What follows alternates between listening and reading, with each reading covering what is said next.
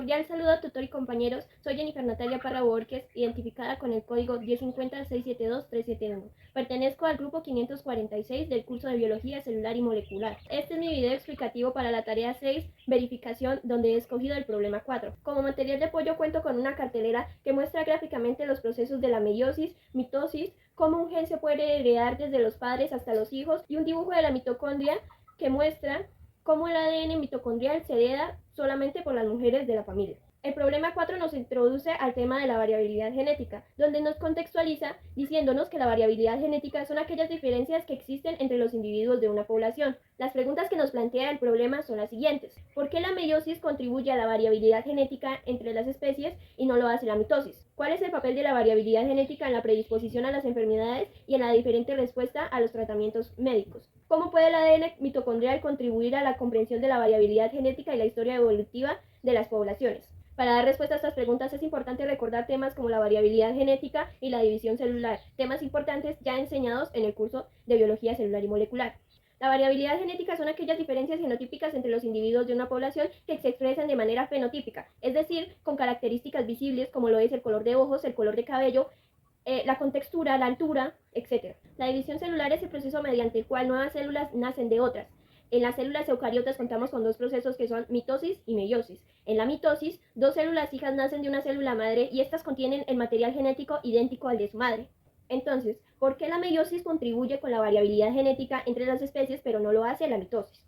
La meiosis tiene como etapas la profase 1, metafase 1, anafase 1, telofase 1, profase 2, metafase 2, anafase 2 y telofase 2. Durante la profase 1, los cromosomas homólogos de la célula pasan por un entrecruzamiento o crossing over, es decir, los cromosomas intercambian segmentos cromosómicos realizando nuevas combinaciones de alelos. Este proceso ocurre únicamente en la meiosis, debido a que en la mitosis las células hijas deben ser iguales genéticamente hablando a la célula madre.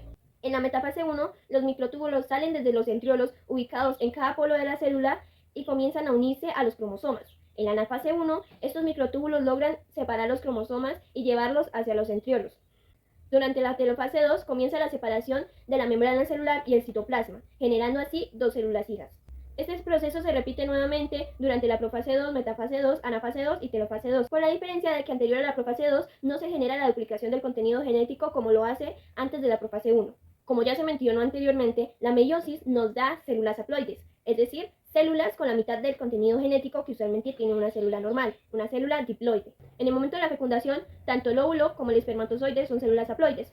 Al momento de unirse, estos generan una célula diploide combinando su contenido genético, combinando sus cromosomas. El problema nos propone la siguiente pregunta. ¿Cuál es el papel de la variabilidad genética en la predisposición de las enfermedades y la respuesta individual a los tratamientos médicos? MedLife Plus define la predisposición genética como una alta probabilidad que tiene un individuo de generar una enfermedad debido a su genética. Estas predisposiciones genéticas vienen de la variación genética de alguno de los progenitores. Las variaciones genéticas pueden aumentar o disminuir la probabilidad de generar una enfermedad dependiendo del tipo de genes que varían. Usualmente, si estas variaciones genéticas son pocas, la probabilidad es bastante poca de generar la enfermedad, mas sin embargo, si estas son varias, los efectos pueden combinarse y aumentar el riesgo a sufrir la enfermedad. Un ejemplo planteado de la variabilidad de los genes BRCA1 o BRCA2. Algunas variaciones de estos pueden aumentar el riesgo de cáncer de mama o cáncer de ovarios. La variabilidad genética también puede afectar la respuesta a los tratamientos médicos en pacientes que poseen edad, altura y contextura similar. La farmacogenética es la ciencia encargada de estudiar estos fenómenos e identificar qué variaciones genéticas son las que afectan la respuesta a los tratamientos médicos. Ortiz y Tabak, 2012, explica que uno de los factores que pueden determinar esta respuesta a los tratamientos médicos es el tipo de metabolismo que tiene el paciente, ya que la variabilidad genética interviene con los tipos de polimorfismo que tienen estas enzimas encargadas del metabolismo. Igualmente, estas variaciones se presentan durante los procesos de absorción, distribución y eliminación del fármaco del cuerpo. La siguiente pregunta que se nos propone en el problema 4 es ¿cómo el ADN mitocondrial contribuye a la comprensión de la variabilidad genética y la historia evolutiva de las poblaciones? El ADN mitocondrial se hereda únicamente de la madre, ya que durante el momento de la fecundación, la única parte que queda del espermatozoide es la cabeza, donde solo contiene su material genético de núcleo. El ADN mitocondrial se hereda intacto de la madre, y su estudio permite comprender la variabilidad genética que ha habido a través de las generaciones, ya que muestra los patrones migratorios o la historia evolutiva del individuo o de su población, permitiendo encontrar variaciones entre poblaciones alejadas geográficamente y la diferencia entre sus adaptaciones al medio en que vivieron. Finalizando la problemática, se nos plantea una nueva pregunta. ¿Cómo pueden los conocimientos en biología celular y molecular contribuir a la identificación temprana de riesgos biológicos en el entorno laboral, así como la implementación de medidas preventivas más efectivas para proteger la salud de los pacientes? La biología celular y molecular nos da las bases para entender cómo funciona nuestro organismo y asimismo entender de qué manera puede ser atacado.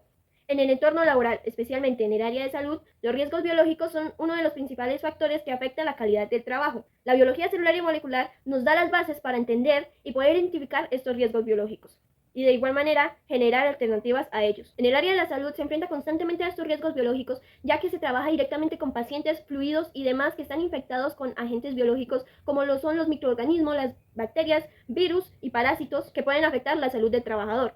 La biología celular y molecular sienta las bases para comprender cómo estos agentes biológicos trabajan directo con las células, cuál fue su fuente de contagio y cuáles son las medidas para evitarlo. Una vez identificado cómo se expone el riesgo, se proponen las medidas de protección para los trabajadores, como lo es el tapabocas para cubrir mucosas, el uso de guantes para prevenir la exposición directa y la desinfección constante del personal e instrumentos utilizados, o la eliminación y reemplazo de esta instrumentación utilizada que fue expuesta directamente al foco de infección. Muchas gracias.